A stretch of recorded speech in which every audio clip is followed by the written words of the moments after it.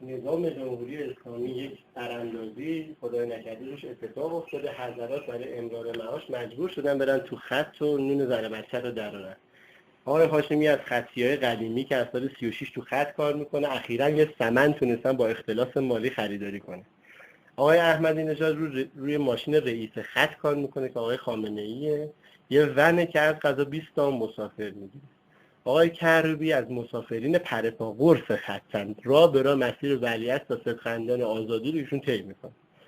آقای خامنه‌ای هم رئیس خط هستن دیگه بالاخره اینطوری. حالا آقای هاشمی که از قدیمیای خط هستن دارن مسافر میگیرن، ببینیم چی میشه.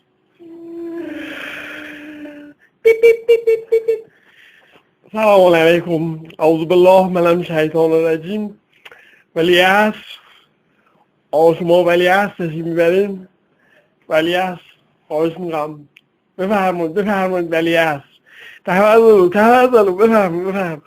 بفرمایید شما آقا شما بفرمایید ولیعصر. کجا نوبت کجا؟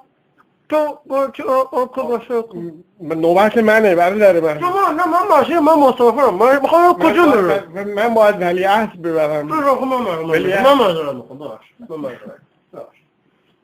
شما بفرمایید. چی شده؟ چرا مسافر منو بر میزنی؟ میخواد بره هفته تیر، چرا میگی ولیعصر میره؟ آمدیم اینجا خیلی قبل‌تر از اینکه من بیام تو این خط شروع کردم به تخریب. گفتم فلانی که بیاد گواهینامه نداره. تو چی بگی؟ ببخش اجازه من مرزا شما یه مسافری تو خط، شما چی کاره یه خطی صحبت میکنی؟ مسئول خطی؟ راننده خطی یا مسافری؟ مسافری. پس بشین بذار بچه های خط مشکلشون رو حل میکنن. من طرفدار آزادی هم، تو آزادی هم میرم، انقلاب هم میبرم، آزادی هم میبرم. اجازه بدین. طوری نشده که ما به شما احترام میذاریم، شما 30 ساله توی خط میری میای، اصلا نون ما از شما در میاد، ولی باید قانون رو رعایت کنیم. ببینید این خط رئیس داره، رئیسش هم آقای خامنه‌ایه، هرچی ایشون میگه ما کار میکنیم. برگه تو قندرم دیگه، شما منظورتون همین بود دیگه. ببینید جناب هاشمی، ببینید شما اشرافیگری رو توی خط شما رو انداختید. کی اول ثمر خرید؟ همه پیکان دلوکس بودن. نبودن؟ بودن. شما اول ثمر خریدید. حالا اومدید زمان شما خیلی از سمندی شدن. همه نبودن که با یه موتور دوچرخه رزق و روزی زن و بچه‌شون رو در می‌آوردن. توزیع ثروت در خط باید انجام بشه، نه فقط شما همکاراتون سمند داشته. تو به سرویس‌ها خراب کردی برادر من. جناب کروبی ما به شما عرض کردم احترام میذاریم. من قبل از اینکه بیام تو این خط تخریب چهره رو شروع کردم. فلانی بیاد گواهینامه نداره، امنیت جونی ندارم مسافرا، ماشین نه لنز داره، ماشین نه لنز داره، اجازه بفرمایید، نه دیسک و صفحه داره. اینطوری بود؟ نبود. ماشین ونه، کولر هم داره. با 20 تا هم مسافر میگیریم. به قول قوه الهی ما در هر یک کورس 20 نفر رو میبریم و 20 نفر رو هم میاریم. خطای قبلی چیکار کردن؟ شما هر 4 تاتون رو هم دیگه قد یه نفر من میتونید مسافر رو ببرید. اون زمانی هم که مسافر کرایه نمیده گذشت.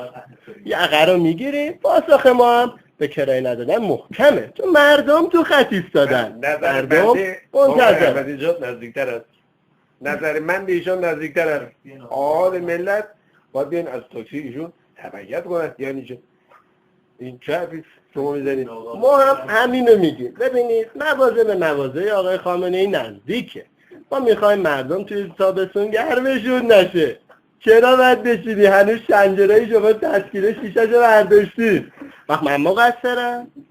ماشین هست با کولر، جا هم به اندازه همه هست، با سرعت هم میریم. انتقاد میکنن، میگن حتما برای رفتن به ولیعصر بعد هفته تیر رد چی؟ نیستین. من خدمت شما بگم اینطور نیست. آقا چقدر این بده ببینید شما شلوغ میکنید. نه شما شلوغ میکنید. ببینید شما میگین که برای رفتن به ولیعصر حتما بعد هفته تیر رد چیم. اینطور نیست. ببینید ما میتونیم از خیابون فلسطین بریم، ورود ممنوع است. تابلوهای ورود ممنوع مال اجانبه، قانونشان مال خودشون. ما قانون خودمون رو داریم. تابلو ورود ممنوع است برای ما یه طرفه است. ما ملت رو میبریم هدف سریعتر رسیدنه. آقای خامنه‌ای گفتن راههای میانبر رو خودتون پیدا کنید. چرا بعد یه راهی که همیشه تو خط میریم ما هم بریم؟